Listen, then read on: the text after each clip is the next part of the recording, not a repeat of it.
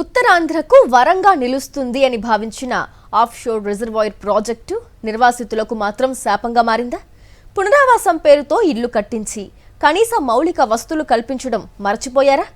శ్రీకాకుళం జిల్లా పలాస సమీపంలోని కోసంగిపురం ఆఫ్షోర్ నిర్వాసితుల కాలనీలో సుమారు 700 కుటుంబాలు నేటికి తాగునీరు, విద్య, వైద్యం, డ్రైనేజీ వంటి కనీస సౌకర్యాల కోసం ఎదురు చూస్తున్నాయి.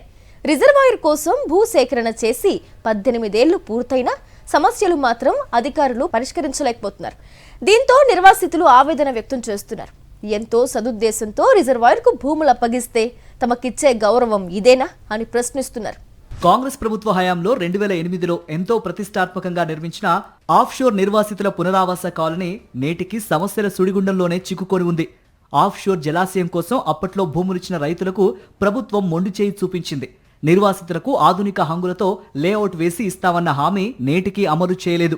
శ్రీకాకుళం జిల్లా పలాస సమీపంలోని కోసంగిపురంలోని ఆఫ్షోర్ నిర్వాసిత కాలనీలో సుమారు 700 కుటుంబాలు నివసిస్తున్నప్పటికీ కనీస మౌలిక వసతులు లేక నిత్యం అవస్థలు పడుతున్నారు. తాగునీటి ట్యాంకు ఉన్నా నీరు లేదు, ఆరోగ్య కేంద్రం ఉన్నా వైద్య సేవలు లేవు, చిన్నారులకు అంగన్వాడీ లేదు, చదువుకోవడానికి పాఠశాల లేదు. ప్రతిరోజు ప్రాణాలను అరచేతిలో పెట్టుకుని కిలోమీటర్ల దూరం ప్రయాణించి విద్యను అభ్యసించాల్సిన దుస్థితి నెలకొంది. డ్రైనేజీ లేక మురుగునీటి మధ్య జీవనం సాగిస్తున్నామని, పునరావాసం పేరుతో తమను పూర్తిగా విస్మరించారని కాలనీ వాసులు ఆవేదన వ్యక్తం చేస్తున్నారు.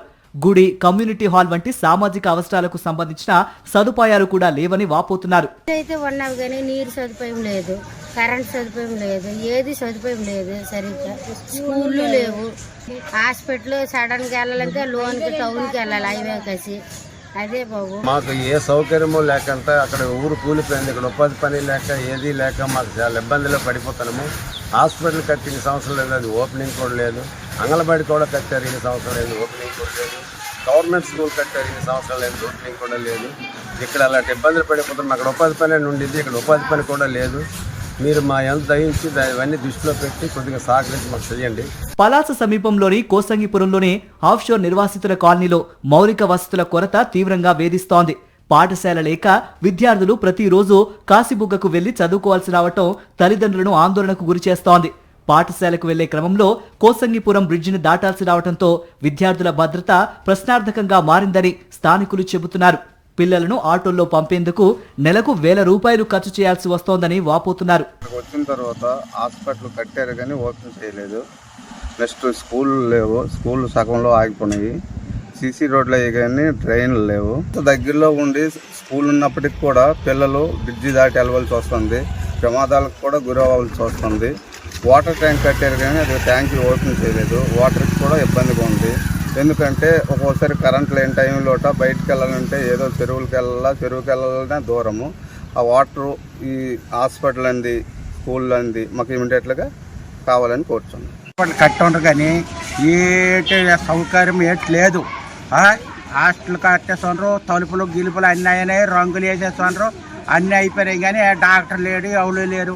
సమయం అంతా ఇక్కడ రాత్రి కాడ మంచి చెడ్డ వెళ్ళాలన్నా ఇటు అవకాశం వెళ్ళలేము.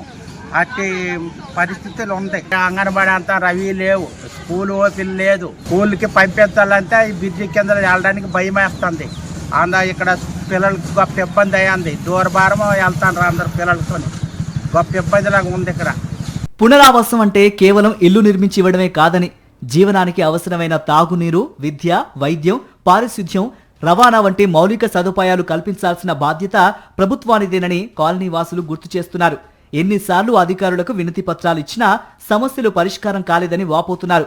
ప్రజల సంక్షేమం, అభివృద్ధే లక్ష్యమని ప్రభుత్వాలు చెబుతున్నా కోసంగిపురం నిర్వాసితుల కాలనీలో మాత్రం ఆ అభివృద్ధి కనిపించడం లేదని స్థానికులు అంటున్నారు. వేలాది మంది ప్రయోజనం పొందాలనే ఉద్దేశంతో ప్రారంభించిన ఆఫ్షోర్ ప్రాజెక్ట్ నిర్వాసితుల జీవితాలను కూడా అదే స్థాయిలో గౌరవించేలా కాలనీలో అన్ని మౌలిక వసతులు కల్పించాలని వారు ప్రభుత్వాన్ని కోరుతున్నారు. మరిన్ని అప్డేట్స్ కోసం ఛానల్ ను సబ్స్క్రైబ్ చేయండి. నోటిఫికేషన్స్ కోసం బెల్ ఐకాన్ పై క్లిక్ చేయండి.